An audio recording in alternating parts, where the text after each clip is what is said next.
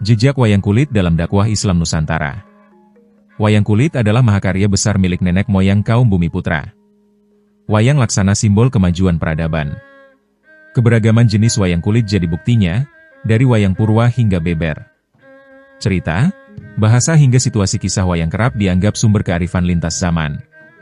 Eksis sedari masa Hindu, Buddha, serta Islam. Bahkan wayang digunakan menjadi media dakwah yang punya andil besar dalam perkembangan Islam di Nusantara. Tak seorang pun mampu menjelaskan detail terkait kapan pastinya wayang kulit masuk Nusantara. Ada yang menyebut wayang kulit telah masuk sejak masa kejayaan Hindu-Buddha. Ada pula yang mengungkap wayang sejatinya telah hadir jauh hari sebelum masuknya Hindu-Buddha atau pengaruh budaya India.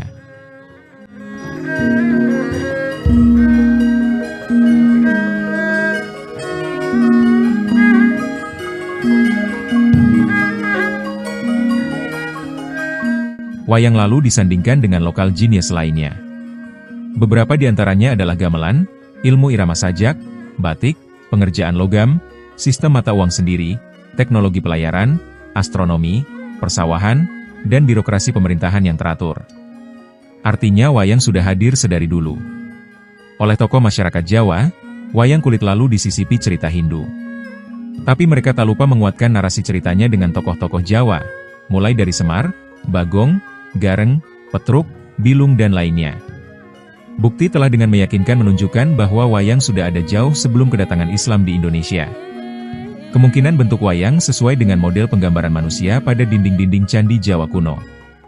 Dalam hal ini, figur manusia 3 dimensi umumnya ditemukan di relief-relief dinding candi, seperti monumen Buddha Borobudur pada abad ke-9, dan Candi Hindu Prambanan pada abad ke-10.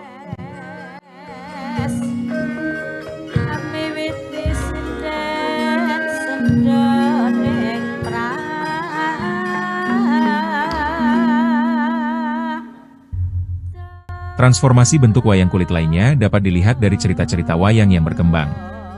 Umumnya, cerita wayang yang populer terdapat cerita kepahlawanan Mahabharata dan Ramayana. Energi dalang yang berkisah memiliki pengaruh besar terhadap cerita. Seorang peneliti Belanda, J. Katz mengamini hal itu. J. Katz yang telah mengamati 180 cerita wayang Jawa pada 1923, mengungkap hampir 150 cerita wayang adalah kisah dari bagian akhir Pandawa dari seri Mahabharata. Sisanya bercerita terkait Ramayana, dan kisah-kisah lainnya. Keterampilan besar dalam mengelola cerita wayang jadi bukti peran vital seorang dalang. Ia mampu membangun fantasi dalam berkisah, menyelipkan nilai hingga pesan sosial. Ia dapat pula membuat riwayat manusia dari abad ke abad secara tak lurus, tak tunggal, bahkan cenderung berubah-ubah. Ini jadi kunci kesohornya seorang dalang. Cerita yang disajikan tak terduga. Pertunjukan wayang Jawa merupakan sarana penting dalam memelihara dan mempertahankan peninggalan Hindu-Buddha di Jawa yang sudah mengalami proses Islamisasi. Bentuk wayang yang utama adalah wayang kulit. Cerita-cerita dalam wayang kulit didasarkan pada cerita-cerita kepahlawanan Hindu, Ramayana dan Bharatayuda. Kisah-kisah Panji dan Damarwulan, pahlawan-pahlawan legendaris dari masa Praslam, juga dipergelarkan dalam wayang, tulis M. Cherrycleffs dalam buku Sejarah Indonesia Modern 1200 2004-2005.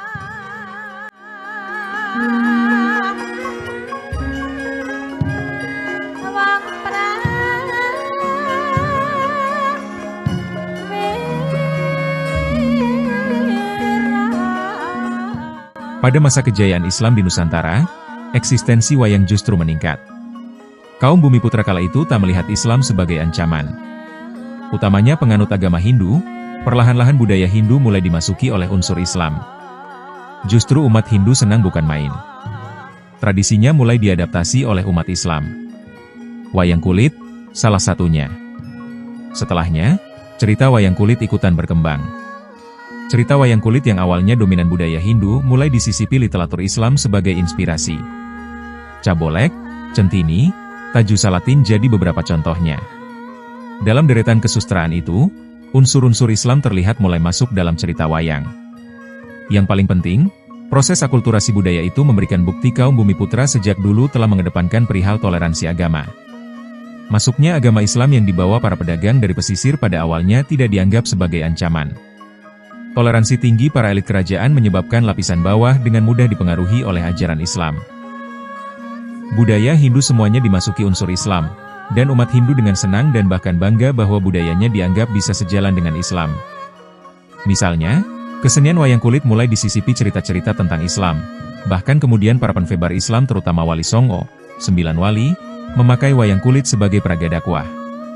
Istilah-istilah pun bisa beralih secara perlahan, misalnya, senjata sakti Kalimosodo, Kalimasada, menjadi kalimat syahadat, dan seterusnya, terang putus setia dalam buku Bali yang Meradang, 2008.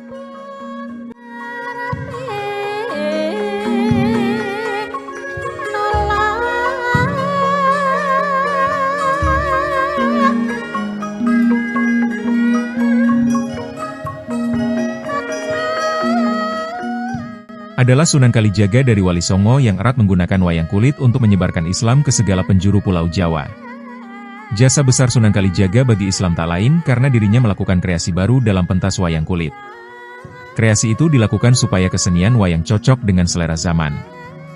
Apalagi sebagai media dakwah. Ia pun mencoba memasukkan unsur-unsur Islam ke dalam wayang. Sebagai contoh, Sunan Kalijaga menjadikan Pandawa yang beranggotakan 5 orang penegak kebenaran sebagai lambang dari 5 rukun Islam. Sedang Dharmakusuma sebagai putra Pandu yang pertama diberi jimat yang disebut Kalimasada alias kalimat syahadat. Pun sosok Bima yang selalu berdiri tegak dan kokoh dilambangkan sebagai sholat. Arjuna yang senang bertapa dilambangkan sebagai puasa. Yang terakhir, Nakula dan Sadewa sebagai lambang zakat dan haji. Jadi, Sunan betul-betul menghargai budaya. Tak ada sisi-sisi agama Islam yang diajarkan oleh Sunan tanpa melalui budaya. Rukun Islam dan iman diperkenalkan dengan menggunakan budaya Jawa. Wayang kulit digunakan sebagai sarana untuk berdakwah. Seni musik, gamelan, dan seni tari semakin hidup. Dengan menghormati budaya itulah Sunan Kalijaga berhasil mengajak orang Jawa untuk memeluk Islam. Tak perlu ada pemaksaan dalam mengajak orang untuk pindah agama. Cukuplah budaya itu sendiri yang bicara. Itulah kearifan Sunan Kalijaga, tutup Ahmad Chodjim dalam buku Sunan Kalijaga, Mistik dan Makrifat, 2013.